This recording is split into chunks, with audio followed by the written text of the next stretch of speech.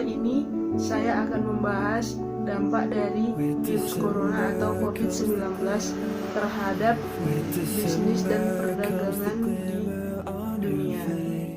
Nah, kali ini kita akan membahas kebijakan lockdown atau social distancing membuat entitas bisnis terganggu. Diperkirakan banyak perusahaan atau orang yang tidak dapat menepati janjinya. Misal pengiriman barang ke suatu negara yang sedang menerapkan lockdown.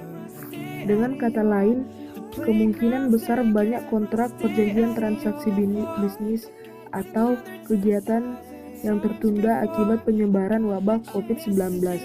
Dalam lingkungan bisnis, kegagalan memenuhi perjanjian alias one prestasi cap kali dapat dibenarkan oleh hukum jika orang tidak memenuhi prestasi dapat membuktikan ada halangan yang dapat dihindari, bencana alam misalnya.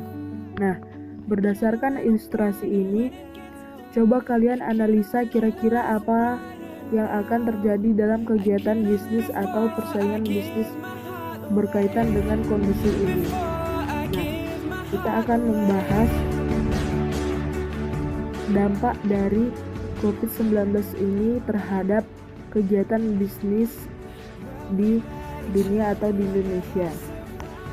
Perekonomian dunia saat ini mengalami globalisasi akibat dampak dari virus corona atau COVID-19.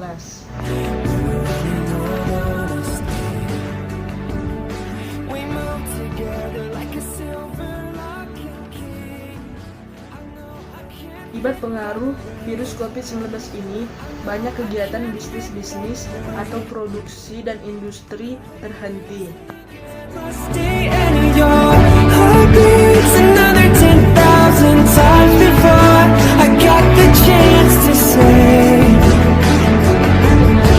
Menutup akses untuk pengiriman hasil industri dan produksi yang ada. Karena itu, banyak juga perusahaan-perusahaan yang mengalami kerugian yang sangat besar.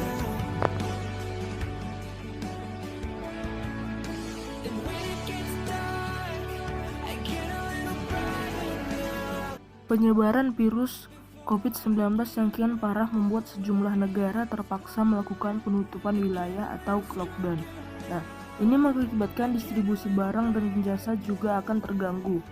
Bahkan sejumlah perusahaan pun telah memberlakukan kebijakan yang membuat kegiatan produksinya menurun atau bahkan terhenti. Kebijakan lockdown ini membuat entitas bisnis terganggu.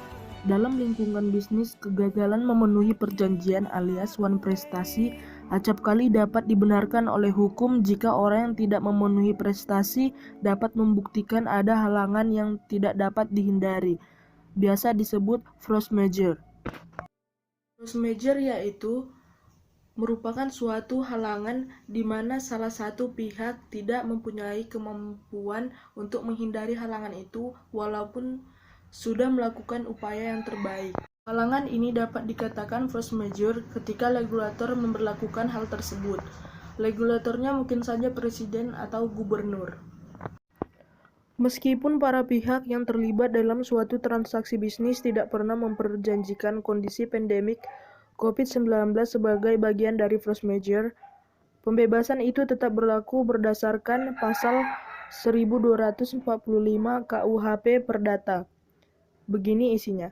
Semua pelaku usaha harus mematuhi, kalaupun ada keberatan dari sisi teknis hukum terkait hak dan kewajiban dalam kontrak, pihak tersebut tetap harus mengikuti upaya pembebasan semua pihak melalui force majeure.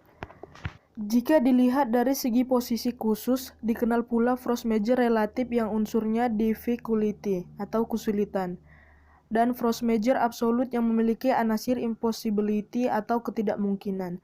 Kalau corona ini, para pihak masih bisa melakukan pekerjaan, tapi sulit karena takut tertular virus. Jadi ukurannya bukan impossible, tapi difficulties. Sekian video yang dapat saya sampaikan. Kurang lebihnya saya minta